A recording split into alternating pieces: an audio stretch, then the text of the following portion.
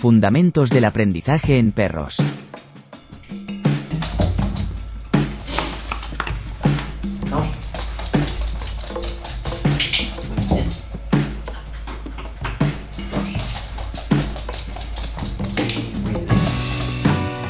Vemos que si la comunicación ha sido buena y está siendo coherente, como vemos, aunque es prácticamente la primera vez que estoy practicando esto con el perro prácticamente lo aprende al instante. Entonces es lo que suele pasar, por ejemplo, cuando estás con perros de clientes, que empiezas a enseñar varias órdenes a la vez y puedes enseñar muchas cosas a un perro si sabes cómo comunicarte bien con él en muy poco espacio de tiempo. Comunicación humano-perro. Muchos adiestradores aconsejan utilizar un tono autoritario para pedir órdenes al perro. Yo personalmente desaconsejo este tipo de comunicación por simple sentido común, ya que las consecuencias pueden ser contraproducentes en los resultados deseados, ya tengan que ver con el objetivo que se buscaba como con la relación con el perro. Una relación basada en una comunicación hostil o rígida deteriora el vínculo o tipo de relación. Cuando trabajas con problemas de comportamiento en perros, una y otra vez puedes encontrar este problema.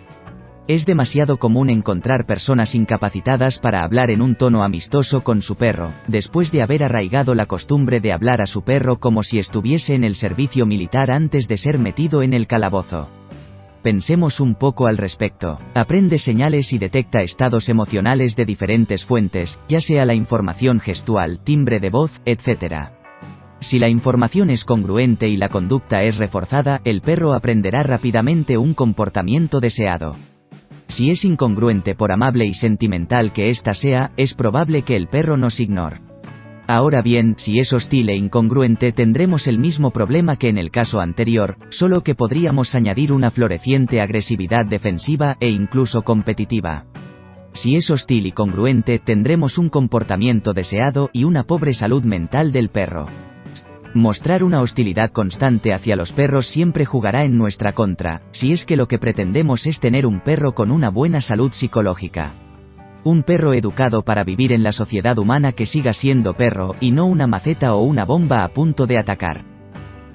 Ser amable no es dejar al perro que haga lo que quiera, incluyendo atacarme para pasar el rato. Ser amable es interactuar con otro individuo con respeto, procurando ser agradable, y con una cierta capacidad de mostrar afecto, algo que no es incompatible con ser capaz de exigir que se nos respete o a las normas establecidas. Por ejemplo, si un policía es claro en sus peticiones y amable a la hora de exigirlas, en general nos causa más agrado y cooperatividad. En cambio, si un policía ejerce abuso, en general provocará confrontación y tensión, algo que puede ser realmente contraproducente y peligroso.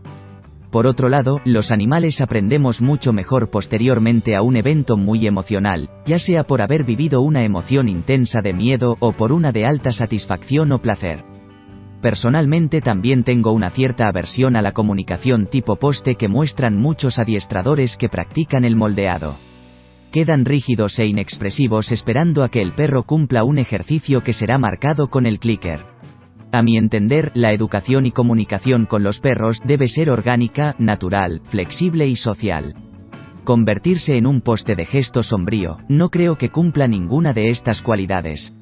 En cualquier caso, la flexibilidad, creatividad y naturalidad son factores que en cierto modo pueden ser muy personales y por tanto difíciles de transmitir y llevar a la práctica.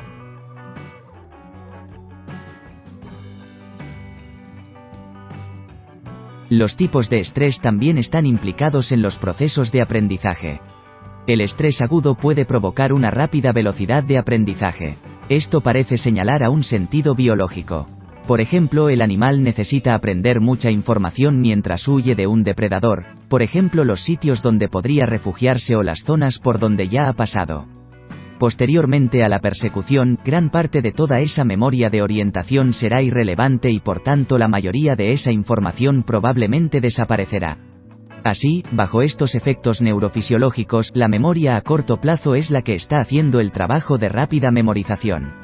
En contraposición, la memoria a largo plazo bajo un estado de estrés agudo va a tener peor rendimiento, ya que el hipocampo, que es una importante estructura subcortical relacionada con los procesos de aprendizaje, resulta dañado bajo una constante exposición al cortisol. El cortisol, que es la hormona relacionada con la respuesta al estrés, daña el hipocampo, más concretamente las puntas dendríticas, una vez este deja de estar protegido por factor neurotrófico derivado del cerebro. Esto explica la paradoja de por qué el estrés agudo, y por tanto puntual, puede ayudar a un rápido aprendizaje, mientras que el crónico, y por tanto constante, empeora la capacidad de memorización. Ni que decir tiene que si tenemos un perro que está sometido a un constante estado de estrés, su capacidad de aprendizaje se verá reducida por el proceso mencionado. Por lo tanto, si lo que deseas es tener buenos resultados tanto a nivel de la salud mental del perro como en su capacidad de aprender rápidamente, el tipo de trato que reciba va a tener gran peso en estos factores.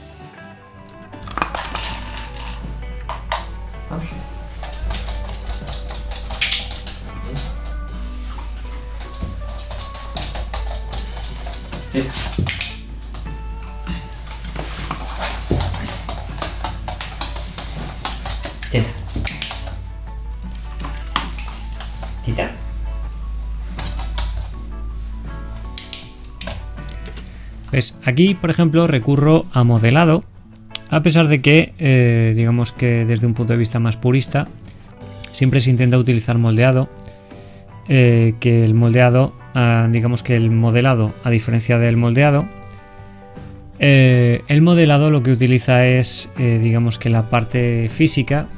Por ejemplo, si tú quieres enseñar a un perro ven por medio de modelado, tirarías de él y premiarías, por ejemplo. En cambio, el moldeado intentas evitar en todo lo posible tocar al perro. Entonces, lo que se hace en moldeado es ir cogiendo diferentes comportamientos y los vas reforzando, y así vas creando comportamientos complejos que, por ejemplo, te hubiese sido mucho más fácil por medio de modelado. El problema es que el modelado pues fuerza al perro y le hace pensar menos. Entonces, para cosas, por ejemplo, como lo de la patita, a mí me parece mucho más práctico simplemente tocarle la patita y hacer clic y premio. Entonces el perro lo va a aprender mucho más fácilmente que si empiezas a volverte loco hasta que logres algún tipo de comportamiento alternativo que haga que el perro te toque la pata. Entonces esto ya se trata de ser un poquito inteligente. Es decir, ¿para qué voy a estar 200 horas para algo que podría enseñarle al perro prácticamente en un segundo? Entonces, ¿qué vas a hacer pensar más al perro por medio de no tocarle en ningún momento? Para que sea él quien llegue a la conducta, dices, así. Pero también puede ser que le estés forzando demasiado y el perro se estrese mucho y al final asocie que los entrenamientos pues son aburridos, o que pasa estrés, o que los asocie con cosas negativas. Entonces vamos a intentar facilitar la vida al perro lo máximo posible. Nosotros, si nos lo pasamos bien, mejor, pero lo más importante es que se lo pase bien el perro, porque si el perro no se lo pasa bien entrenando, lo más probable es que acabe cogiéndole miedo o estrés cuando le toca entrenar. Entonces nuestra comunicación siempre tiene que ser muy, muy agradable, estar muy relajados y que sea algo que el perro vaya percibiendo como que lo está disfrutando porque está consiguiendo cosas que le gustan. Ya. Muy bien.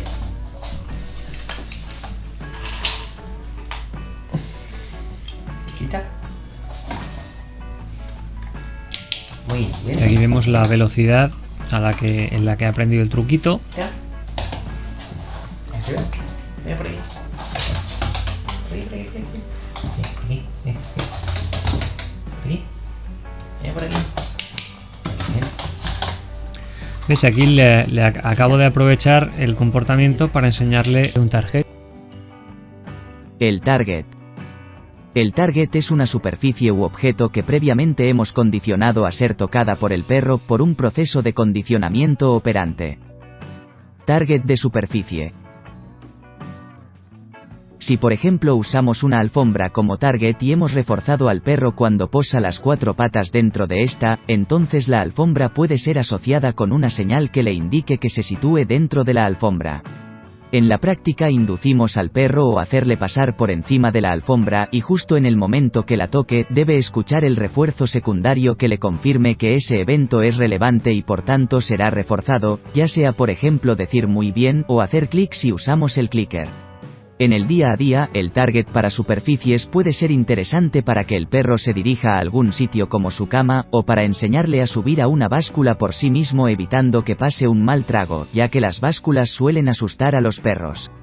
Recordemos que un refuerzo secundario solo es la señal que indica al perro que a continuación va a recibir algo que le gusta, un estímulo que llamamos refuerzo porque promueve la reaparición de una conducta. Este refuerzo en general suele ser comida, pero no olvidemos que los refuerzos afectan a cada perro de manera diferente, y aunque en general un refuerzo muy valioso suele ser la comida, hay perros que su mayor refuerzo podría ser lo que desea en ese momento. Por ejemplo, el mayor refuerzo que desea un perro que está en pánico es un refugio o tener mayor distancia con los estímulos ansiogénicos. Por supuesto, si el perro está muy estresado, la comida no será un refuerzo porque su sistema digestivo en ese momento no está activo. Target stick u objeto objetivo. El target stick es una pelota que se sitúa al otro extremo de una vara extensible.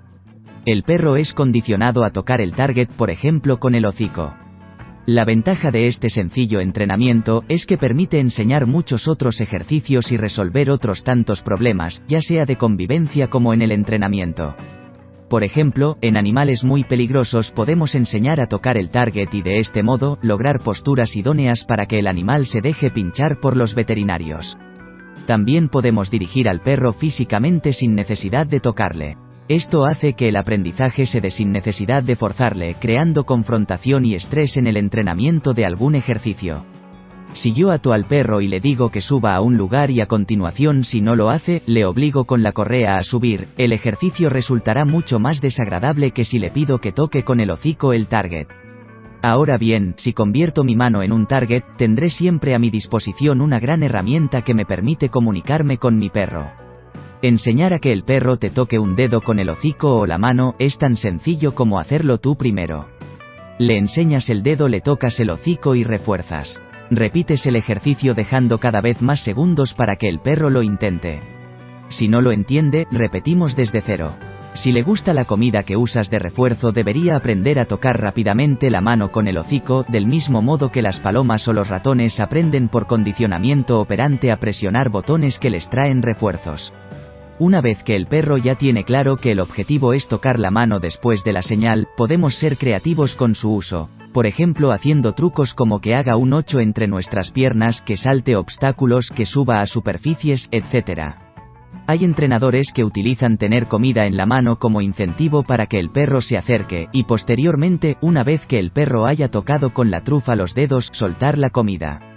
Como ya comenté, a mí personalmente no me gusta este tipo de ejercicios, similares al ejercicio del push, ya que nos alejan del plano de la comunicación social y en cierto modo nos convertimos en máquinas expendedoras, mientras el perro mecánicamente practica un ejercicio sin prácticamente tener conciencia de que lo está haciendo, del mismo modo que en la famosa escena del burro que sigue una zanahoria, no puede ser consciente de lo que está haciendo, más allá de que sabe que para agarrar la zanahoria tiene que mover las patas y estirar el cuello.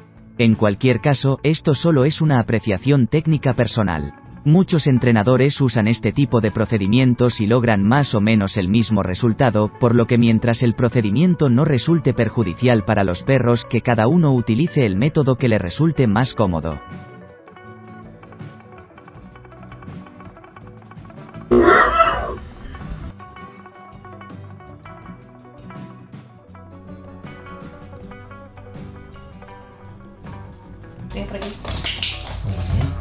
¿Vale? O sea, ahí utilizo la lenomimesis, la inercia del perro para moverse, para capturar ese tag. Ahora ya vemos que sabe dar la patita, sabe sentarse,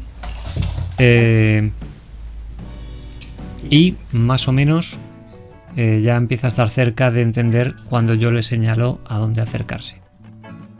Puedes apoyar este canal suscribiéndote, dando a like, uniéndote al canal, comentando, compartiendo el vídeo o en patreon.com/el canal de Moncho.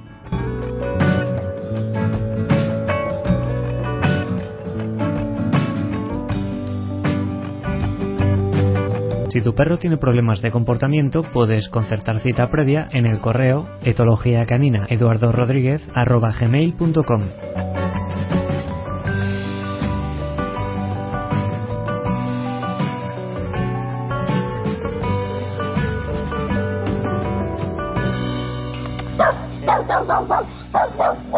¿Tú qué? ¿Tú no me querías comer a mí? ¿Eh? ¿No me querías comer tú a mí? Cabroncete.